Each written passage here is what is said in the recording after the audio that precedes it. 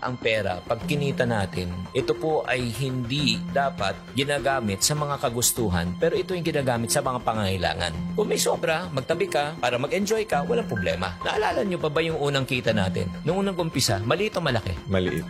Himala, nung maliit ang sweldo, maliit ang kita na pagkakasya, minsan may sobra pa. Nung lumaki ng kita, nagkulang na, nagkautang pa. Exactly. So, ano problema? Yung kita? Hindi. Tao ang problema. Exactly, yung taong humawak ng pera. Nagre-reklamo tayo sa inflation na hindi mo makokontrol. Ang problema, yung lifestyle inflation. Marami sa mga kababayan natin na kahit anong laki ng kinikita at sinesweldo ninyo, hindi pa rin kayo makaipon, hindi pa rin kayo makapag-umpisa ng sarili ninyong negosyo kasi napaka-waldas ninyo sa pera. Ang pera, para tong binhi. Think like a farmer. Yan din tinuro sa akin ng nanay ko. Anak, ang pera, tinatanim yan. Huwag mong kakainin yan. Nakita na ba kayo na magsasaka na kinain ng binhi? Walang tatanim, walang aanihin yan. Pinakamagandang sigurong illustration na ito. Pangarap ng bawat Pilipino ay magkaroon ng sariling Bahay. Pangarap ng bawat singkit ay magkaroon ng sariling Negosyo. para magkaroon ng bahay. Yes. Ano masasabi mo doon, Coach? Pag kumuha naman ako ng bahay, pag hinulugan ko yan, at least yung binabayad ko dyan, in the future, sa akin din naman mapupunta eh. Ang tingin mo ba dyan, investment o liability? Yung bahay na tinitirahan mo na gusto mong tirahan hanggang ikaw ay magretiro, hanggang ikaw ay bumalik, yan ba ibebenta mo? Hindi, kasi titirahan mo yan eh. Correct. Yan ba ipapaupahan mo? Hindi rin. So ang tawag dyan, liability dahil hindi kumikita ng pera. Correct. So ang mga marurunong sa pera, ang tinatanong nila parati, paano ko muna patutubuin tong pera na ito? So ang ginagawa kasi na marami nating kababayan is kumita ng pera abroad tapos iloloan nila sa pag-ibig 10, 15 years to pay. Ano masasabi mo sa ganyang klaseng thinking na matagal na nating kultura dito sa Pilipinas? Wala namang problema na bumili ng bahay. Basta kaya ng budget mo. Hindi naman natin dinidiktahan, o itong gawin mo, ito yung tama at mali. Hindi. Preference ng tao yan eh. Like ako, preference ko talaga ay kailangan magtiis ka ngayon. Kesa ngayon, magpakasasa ka, magpakasarap ka, pero sisingilin ka. Kaya nga doon nga lumabas yung nasulat kong aklat ng Diary of a Pulubi. Paulit-ulit na lang yung mga concern na mga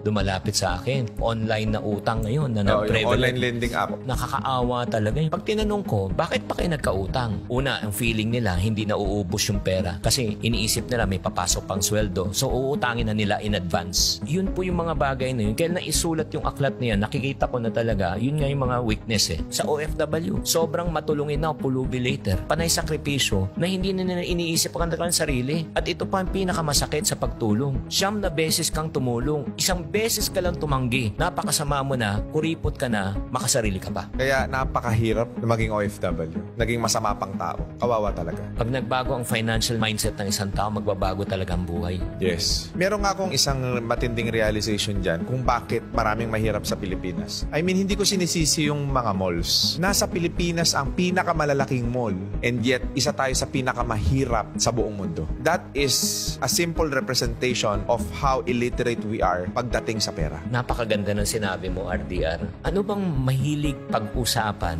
ng mga taong kapos sa buhay? Pag-uusapan ang buhay ng May buhay. o ibang tao. Yung mga middle class, yun, saan tayo kakain, ano yung latest, saan tayo travel, ano yung mga bagong iPhone, mga ganon. Pero ito yung tanong ko, ano naman ang pinag-uusapan ng mga milyonaryo at bilyonaryo? Kung ano yung pangangailangan nitong mga middle class at mahihirap. Kaya nga ang dapat gawin natin, magpalit tayo ng mindset natin. Hamunin natin ang mga mamamayang maralita na mag-isip, magnegosyo. Kahit na kwek-kwek lang. Makatikim lang ng 100, 200 kita at 500 na sabihin mo, ay, kaya ko pala. From 500, lalaki na naman yan. Ay, mangangarap yan. 1,000 na, ay, kaya ko pala. So, aangat ang buhay nila. Ito kasi yung premise, coach ng maraming mga Pinoy. Hindi naman ako siguradong kikita rin ako sa negosyo. Kasi natatakot tayo, baka mawala ang puhunan natin. Pero meron akong na-attenda na isang seminar ni Senator Manny Villar. Sabi niya, nagtataka ako sa ating mga Pilipino. Bakit tayo natatakot mamuhunan at mag-umpisa ng negosyo? Walang-wala na tayo eh. Nasa ilalim ka na nga eh. Ano pang mawawala sa'yo? Eh wala ka na at the first place. Ang dapat daw matakot na mamuhunan yung mga tao may milyon at bilyon.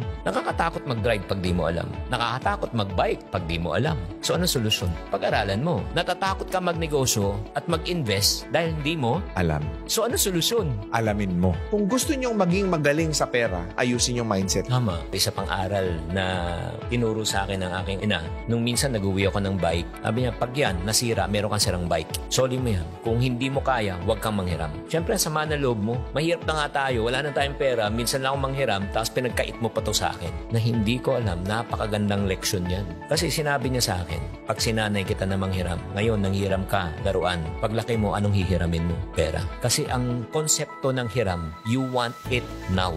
Pero ang konsepto ng paghihintay, ito ay kagaganda ng buhay. Kaya para sa mga taong nakikinig na mga magulang dyan, ako, 3 yung anak ko, 22, 20, and 18. Baka masyak na lang kayo. Buti na lang, hindi ko kayo anak. Sa tanang buhay, hindi nakatanggap ng allowance sa akin mga yung anak. Bakit? Pagkain, edukasyon, baon. In terms of baon, pagkain na baon, pagpasok sa school. Pero kung gusto mo ng pera, pagtrabahoan mo, hindi kami nagbibigay ng allowance. Hindi ka ba maging masamang tatay niya? O sige, gusto mo ng pera? Nung bata pa sila, o massage mo ako, I'll pay you. So in other words, we're teaching them the value of hard work. You have to work it out. Yeah, hindi rin ako pumapayag na makipag-negotiate sa akin. Like, Pam, malapit ang birthday ko. Baka pwede kong i-advance yung gift ko. Hindi rin ako pumapayag. Alam mo bakit? Bakit? Ngayon, ina-advance birthday. Ano next na i-advance? Yung sweldo. Advance na sweldo. May darating naman akong sweldo eh. Alam mo, napakasimple nung kwento mo pero napakalaking impact niyan sa mga viewers natin. Kasi, again, babagsak tayo dun sa karakter kung bakit ka mahirap eh. So, natutuldukan na kung nabuhay kang mahirap, di mo kasalanan. Pero pag namatay kang mahirap, kasalanan mo na. Marami tayong choices sa buhay, namimili tayo. Ang lagi natin pinipili yung makakapagbigat at makakapagpahirap sa atin. Na tinitignan natin short-term gain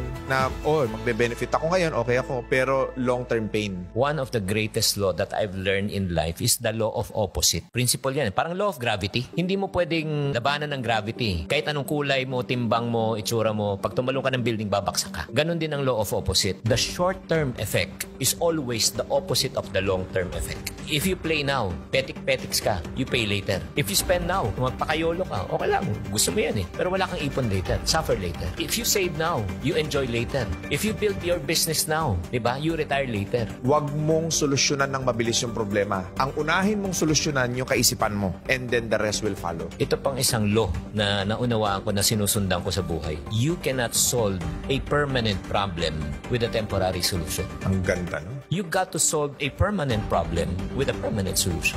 So kung may utang sila, coach, huwag silang uutang sa iba para mabayaran yung utang nila. Ang gawin nila, dagdagan ninyo yung kita ninyo. Yun nga yung parating sinasabi, dagdag ng kita eh. Kunyari, itong bote na ito, di ba, puno. Lagyan mo ng butas to. Ano mangyayari dito? Dahan-dahan maubos yan. Tama o mali? Tama. Gusto mo mapuno to? Yes. Anong solusyon? Takpan mo muna yung butas. Takpan mo muna bago mo lagyan. Pero kung sinasabi ng ibang tao, hindi, ang solusyon dyan, dagdagan lang yung kita. O sige, tagas, ubos na, di ba? May butas. O dagdagan mong kita, ano mangyari ulit? Tumatagas eh. Kailangan talaga bawas dagdag method. Bawasan mo muna ang mga gastos na hindi mo talaga kailangan. Pag nabawasan na, dagdag. Pag dumadagdag na yan, mapupuno na to. Mindset talaga eh. That because of your mom, yung mga turo, ngayon naaalala mo, di ba, coach? Kaya pala ako naging chingkitan ngayon, hindi pala dahil magaling ako magsalita. Kaya pala ako naging chingkitan ngayon, hindi dahil sa magaling ako sa public speaking, magaling ako makiharap sa tao, hindi pala. Dahil pala ito sa nanay ko, na nagturo sa akin mula pagkabata. Kung ano man yung natutunan ko sa labas, additional na lang yun. Siyempre, nagkamalay ka na, naunawa mo na. Ito pala yung pampatibay.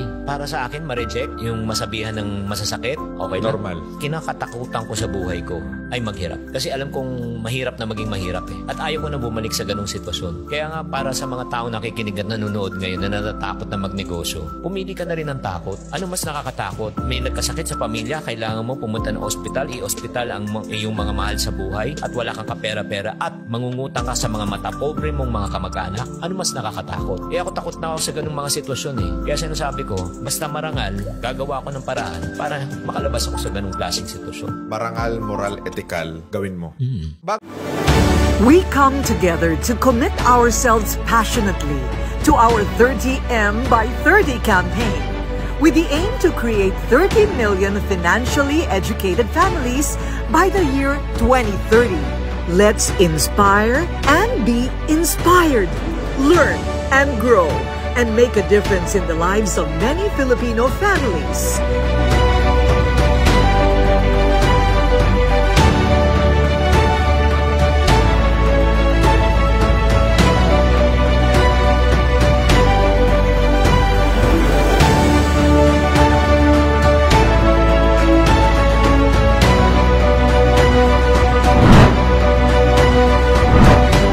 IMG is committed to educating and empowering 30 million families by 2030.